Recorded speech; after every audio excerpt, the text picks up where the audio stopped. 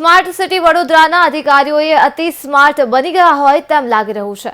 Ajwa road ખાતે સરદાર એસ્ટેટથી highway સુધી કરોડોના ખર્ચે બનાવેલા સ્માર્ટ રોડમાં વરસાદી ગટરનું ચેમ્બર જ બનાવવાનું કોન્ટ્રાક્ટર ભૂલી ગયા હોવાનું સામે આવ્યું છે, તો જેને લઈ પાલિકાના સ્માર્ટ અધિકારીની આ ગંભીર બેદરકારી સામે આવી છે। વડોદરા શહેર સ્માર્ટ સિટી તરફ જ્યારે પ્રયાણ કરી રહ્યું છે ત્યારે વડોદરા શહેરના વિવિધ વિસ્તારોમાં નવા રોડ બનાવવામાં છે। હાલ વડોદરા શહેરનો આજવા રોડ કમલાનગર પાસે 14 કરોડના ખર્ચે રોડ બનાવ્યો, સાથે ડ્રેનેજ લાઇન પણ બનાવવામાં આવી। મહત્વની બાબત એ કે ડ્રેનેજ લાઇન જ્યારે બનાવવામાં આવી ત્યારે જે ચેમ્બર બનાવવાની હતી, ચેમ્બર બનાવી નહીં, જેના કારણે આ કમલાનગરના જે આસપાસના રહીશો છે 450 ઘરોને મસ્ત મોટું નુકસાન થયું।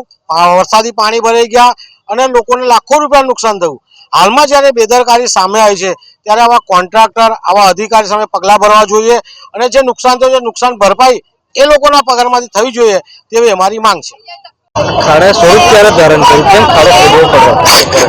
હવે અમે તો સ્વરૂપ ધારણ કર્યું છે કે બ્લોક નાખ્યા, પહેલા બ્લોક નાખવા આવ્યા ને એ જ વખતે અમે કીધું કે અહીંયા ચેમ્બર છે, તો એ કે અમારે ચેમ્બર છે, ચેમ્બર એ અમારે કોઈ જોવાનું નહીં, અમારે તો બ્લોકનો કોન્ટ્રાક્ટ મળ્યો છે, અમે બ્લોક નાખી દઈએ છીએ। પછી જ્યારે ચોમાસામાં પાણી ભરાયું ને ત્યારે એ લોકોને ખબર પડી કે ચેમ્બર અહીંયા આગળ બ્લોક થઈ ગયું છે, આગળનું પાણી બધું બ્લોક થઈ ગયું છે, આપણે જતું નથી, તો એ લોકોને ખબર પડી કે ચેમ્બર છે, ત્યારે એવા ખોદવાનું ચાલુ કર્યું। બરાબર, દિવાળી પહેલાનું કામ ચાલુ છે, હજુ પૂરું થયું નથી।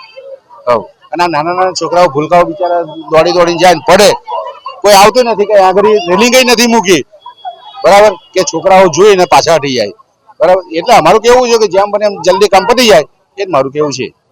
પહેલા અઘરો વિકાસ કર્યો, અમે રજૂઆત કરી તો કોન્ટ્રાક્ટરે સાંભળ્યું અરે વિકાસ બેરો થઈ ગયો એવું લાગે। એ તો બેરો છે જ ને, હવે જાણીએ તો છે આપણે કે બેરો છે, જ્યારે કામ પૂરું ન થતું હોય તો બેરો જ માનવાનું ને, બરાબર। કે આજે 2-3 મહિના થઈ ગયા છે તો એ કામ પૂરું થતું નથી, બરાબર।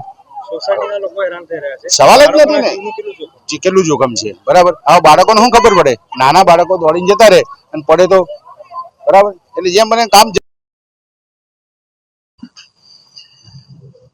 જે તે ટાઈમે આ રોડ બન્યો હતો એ વખતે જે ફૂટપાથ બનાવવામાં આવી હતી એમાં કંઈક મેં જે તપાસ કરી એ મુજબ પાણીની લાઈન નીકળી હતી અને એના નડતરરૂપ હતું અને એના લીધે આ લોકોએ 2 બાજુથી કઈ વરસાદી ગટર લીધી હતી ને એ જગ્યાએ પૂરી દીધું હતું, પરંતુ ત્યારબાદ અત્યારે આપના જણાવ્યા મુજબ ફરિયાદ આવી હતી અને 4-5 દિવસ પહેલા જ આ પાણીના નિકાલ માટે એક એક્સ્ટ્રા ચેમ્બર બનાવી અને એ કામ પૂર્ણ કર્યું છે। શું માણસો બેદરકારી લાગે છે? કારણ કે જ્યારે કામ થતું હોય ત્યારે અધિકારીઓ પણ હાજર રહેવાનું હોય છે, સુપરવાઇઝર કે એનીવે, તો નવા કોના ખર્ચે થઈ ગયું? તમારી વાત સાચી છે। જે તે ટાઈમે જ્યારે કામ થતું હોય એ વખતે અધિકારીઓએ પોતે પણ હાજર રહી અને સારી રીતે ઓછા ખર્ચે આનું નિરાકરણ આવે એ રીતનું કામ કરવું જોઈએ। હું ચોક્કસ આ વિષયની તપાસ કરાવીશ અને આગામી દિવસોમાં ફરી આવું કોઈ જગ્યાએ ના બને એની સૂચના આપીશ। બેદરકાર અધિકારીઓ વિરુદ્ધ કાર્યવાહી થવી જોઈએ?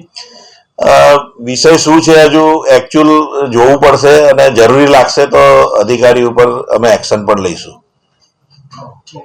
Thank you.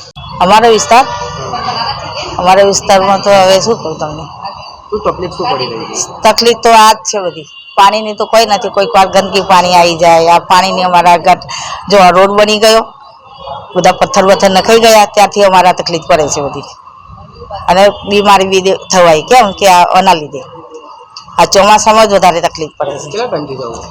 આ જ્યારનું બની ત્યારનું આ રોડ થઈ ગયો ને, આ બધું પૂરણ કરી નાખ્યું ને પછી ખોદવાનું કામ કરી નાખ્યું, તો તમારે પહેલા જ ખોદી નાખ્યું હતું ને, પછી તમે ખોદાયું તો તકલીફ પડે ને બધાને। ચોમાસામાં કેટલી તકલીફ પડે? ચોમાસામાં તો વધારે જ, ચોમાસામાં વધારે જ પડે છે। શું નામ તમારું? પુષ્પાબેન।